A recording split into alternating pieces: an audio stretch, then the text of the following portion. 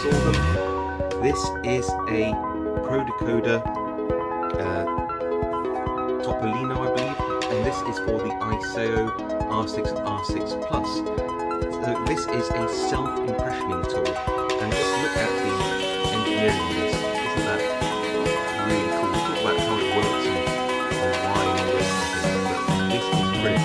The reason why it only works on one type of block at a time, like for example ISO R6, is because the blade of the tool here and the tip, which is articulated, is specific, of course, to recording. So this one is for R6. Now, in response to you, I have been very, very generously lent this very specific tool by a friend. So they had some mine, one of mine, as they always are. And we'll take you through what this tool is, how it works, all the rest of it. And I'll talk about what I think about it at the end. So, what you get in the kit? Well, in here, I don't really want to remove it because it's on loan. Basically, we'll pop this cap out and get all sorts of bits and bobs and things from the spare wings and this X key. That kind of stuff. But you also get the sweet printed cover. And you see here it says reset and an arrow, and you push that down. What are we resetting? Well, a bit like foil impressioning, we need to take an impression into a media which can give in response to a binding pin. In this case, these are, I'm guessing, wire EDM, cut like zigzag mini spring slider things. Essentially, you can just see how fine the engineering is here.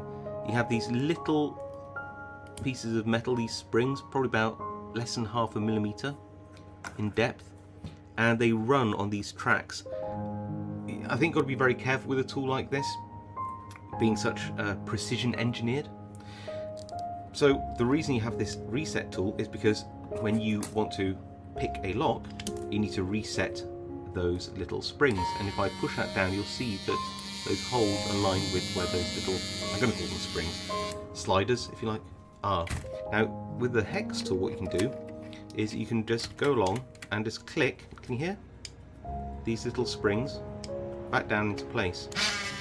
There's, you know, some reasonable resistance to them, you know, but you don't have to go mad. Once you've done that, you slide this out, you'll see that all of these little springs have been set to that 0 position. That's super important.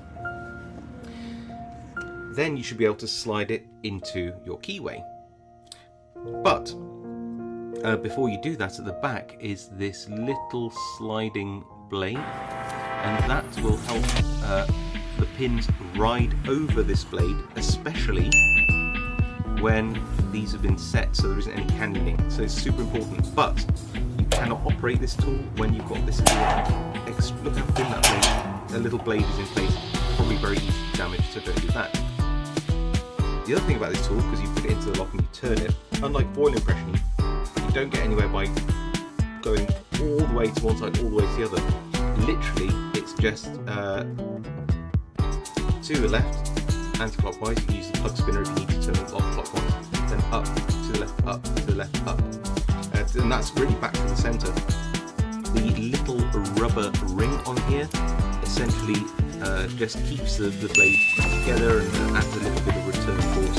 I don't know how much that's really needed, but you know, it's an easy part to replace if you ever lose one. It's just a rubber seal by the looks of things. So how does this actually work? Well, the best way to show you is literally by doing a demo.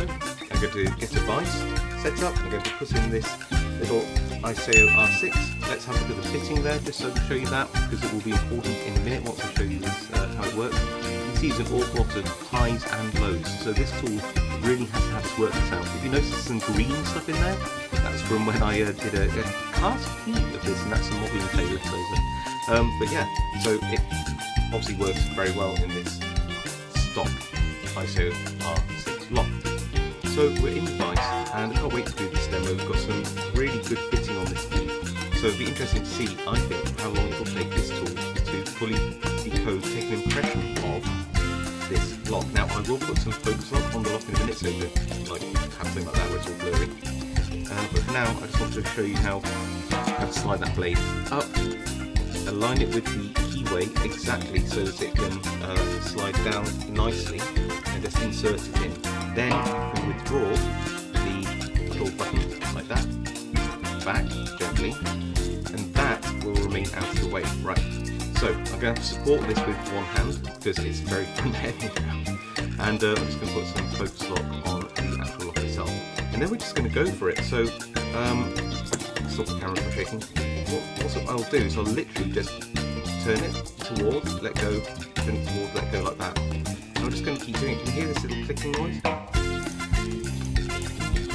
You don't need to put much force on it. It's a plastic handle, so I won't suggest that you go crazy.